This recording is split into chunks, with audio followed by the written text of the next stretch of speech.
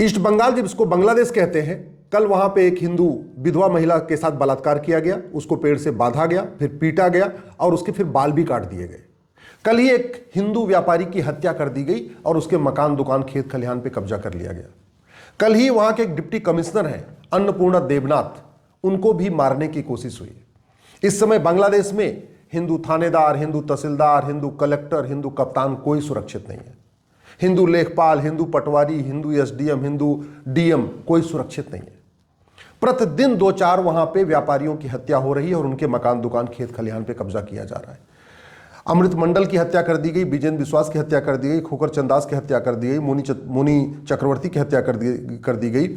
उसके पहले दीपू चंदास को बाकायदा जिंदा ही जला दिया गया था। ये लगातार हो रहा है। मकान, दुकान पे, खेत खलिहान पे कब्जा किया जा रहा है। और यही नहीं, वहां पे इस समय पिता के सामने बेटी का बलात्कार हो रहा है।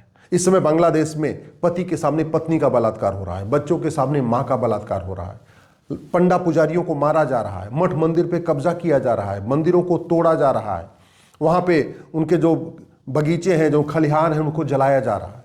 इस समय बांग्लादेश में जितने भी वहाँ पे हमारे पंडा पुजारी हैं या हमारे कथावाचक हैं या हमारे धर्मगुरु हैं, सबको अपमानित किया जा रहा है, सार्वजनिक रूप से अपमानित किया जा रहा है। क्यों?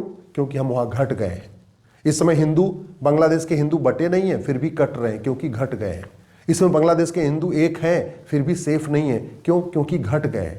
मैं पहले भी कह चुका हूँ, आज फिर से कह रहा हूँ, घटेंगे तो कटेंगे।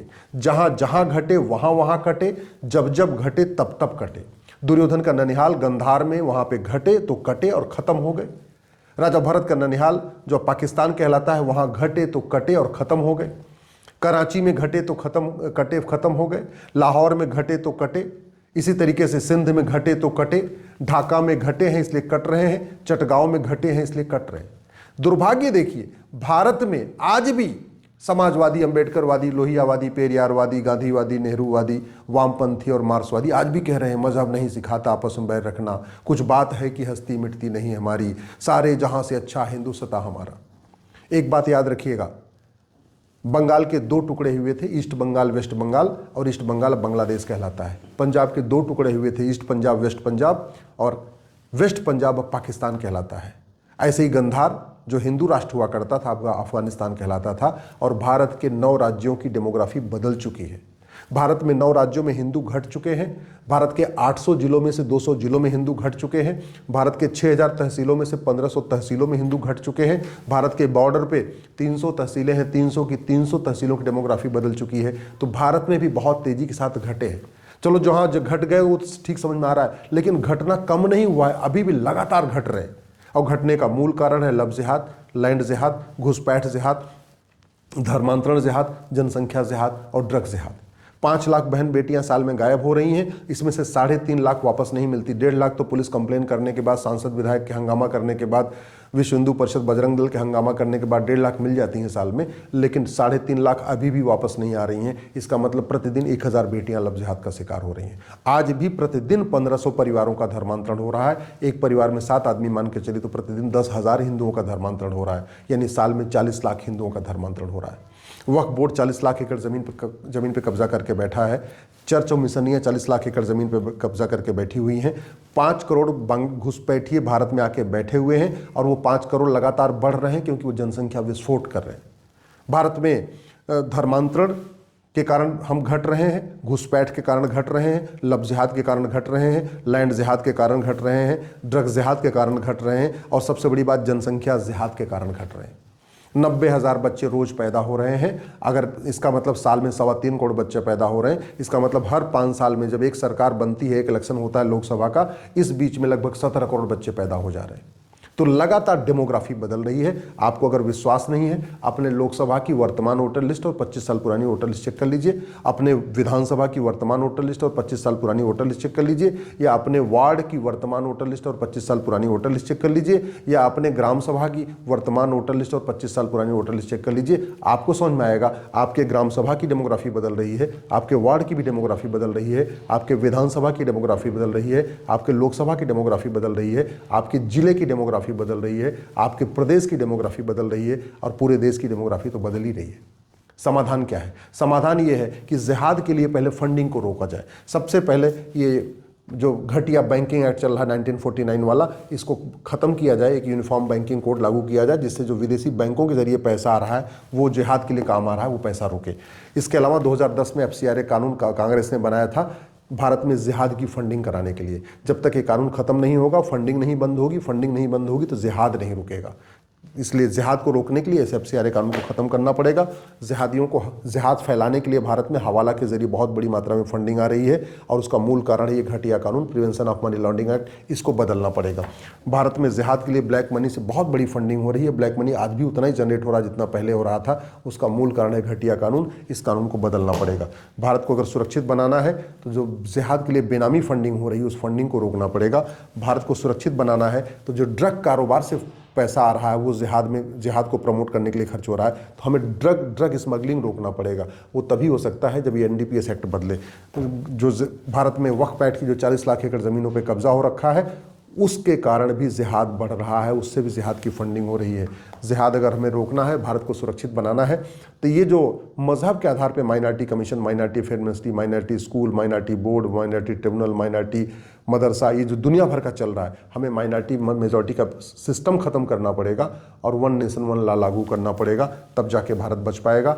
एक भी अगर मदरसा जिस देश में है वहाँ वो देश सुरक्षित नहीं है, और भारत में तो लाखों मदरसे खुल चुके हैं, इसलिए मदरसों को बंद करना पड़ेगा, समान शिक्षा लागू करना पड़ेगा, एक राष्ट्रीय एकता अखंडता आयोग बनाना पड़ेगा, जितनी मजहबी किताबें हैं, जितनी रिलीजियस किताबें हैं, सबको रिव्यू करना पड़ेगा, और जो मजहबी किताबें संविधान के खिलाफ चीज़ें पढ़ा रही हैं, जो equality, justice, liberty, fraternity, unity, national integration के खिलाफ जो किताबें हैं उनको बैन करना पड़ेगा।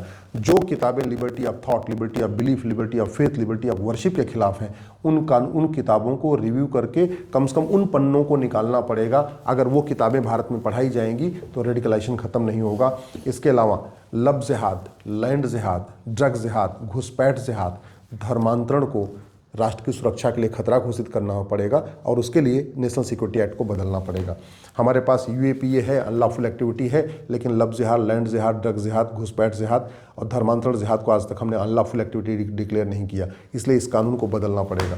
हमारे पास ऑर्गेनाइज क्राइम से निपटने के लिए सभी राज्यों के पास कानून है। महाराष्ट्र के पास मकोका है, गुजरात के पास गुजकोका है, UP के पास गैंगसरेट है, लेकिन इस कानूनों में हमने कहीं लिखा नहीं कि लब जिहाद, लैंड जिहाद, ड्रग जिहाद, घुसपैठ जिहाद, धर्मांतरण जिहाद ये ऑर्गेनाइज क्राइम है, इसलिए कठोर सज़ा नहीं मिल पा रही है। अगर देश को सुरक्षित बनाना है, इस BNS को बदलना पड़ेगा। इसमें एक चैप्टर डालना पड़ेगा ऑफेंस रिलेटिंग टू लब जिहाद, एक चैप्टर डालना पड़ेगा offence relating to drug smuggling, एक चैप्टर डालना पड़ेगा ऑफेंस रिलेटिंग टू इन्फिल्ट्रेशन, एक चैप्टर डालना पड़ेगा offence relating to land grabbing, एक चैप्टर डालना पड़ेगा ऑफेंस रिलेटिंग टू कन्वर्जन, और एक चैप्टर डालना पड़ेगा offence relating to population explosion. अगर इस देश को बचाना है तो पॉपुलेशन एक्सप्लोजन भी रोकना पड़ेगा। अभी 1861 का पुलिस एक्ट चल रहा है, इसलिए पुलिस सत्ता की गुलाम बनी हुई है। देश को सुरक्षित बनाने के लिए यूनिफॉर्म पुलिस कोड लागू करना पड़ेगा, पुलिस चार्टर लागू करना पड़ेगा, और जो भारत को न माने, भारत के त्योहारों का अपमान करे, भारत की संस्कृति का अपमान करे, उसकी नागरिकता खत्म करने के लिए प्रावधान करना पड़ेगा। जो हम दो हमारे दो न माने, उसकी नागरिकता खत्म करने के लिए प्रावधान करना पड़ेगा। तो देश को सुरक्षित बनाना है तो धर्म और मजहब का अंतर स्पष्ट करना होगा। देश को सुरक्षित बनाना है तो मजहब के आधार पर नियम कानून खत्म करना पड़ेगा। देश को सुरक्षित बनाना है तो one nation one police code बनाना पड़ेगा, one nation one penal code बनाना पड़ेगा, one nation one judicial code बनाना पड़ेगा, one nation one administrative code लागू करना पड़ेगा, जस्टिस विद इन ईयर लागू करना पड़ेगा। और जो भारत के संविधान का अपमान करे, जो भारत के संविधान के खिलाफ चीज़ें किताबें छप रही हैं, किताबें पढ़ाई जा रही हैं, उन किताबों को कंप्लीट बैन करना पड़ेगा, तब देश सुरक्षित होगा। नहीं तो याद रखिएगा, राजा रणजीत सिंह ने कभी सोचा नहीं था कि पंजाब के 2 टुकड़े होंगे और पंजाब के 2 टुकड़े हुए। राजा शशांक ने कभी सोचा नहीं था कि बंगाल के 2 टुकड़े होंगे और बंगाल के 2 टुकड़े हुए। राजा हरि सिंह ने कभी नहीं सोचा होगा कश्मीर के 2 टुकड़े होंगे, कश्मीर के 2 टुकड़े हुए। ऐसे ही हमारे भगत सिंह, सुखदेव, राजगुरु ने कभी नहीं सोचा होगा कि वीर सावरकर जी ने कभी नहीं सोचा होगा कि भारत के 2 टुकड़े होंगे, लेकिन भारत के भी 2 टुकड़े हुए। और बाद में तीसरा टुकड़ा हो गया बांग्लादेश, ईस्ट बंगाल, जहाँ सारे हिंदू रहते थे, चाहे चटगांव हो चाहे ढाका, सब हिंदू रहते थे। वो बांग्लादेश जहाँ हमारे 5 शक्तिपीठ हैं, 51 शक्तिपीठों में से 5 शक्तिपीठ आज भी बांग्लादेश में है, वहाँ हिंदुओं का नरसंहार हो रहा है, बहन बेटियों का बलात्कार हो रहा है, मकान, दुकान, खेत खलिहान पे कब्जा हो रहा है। क्यों? क्योंकि हम घट गए हैं। तो घटेंगे तो कटेंगे।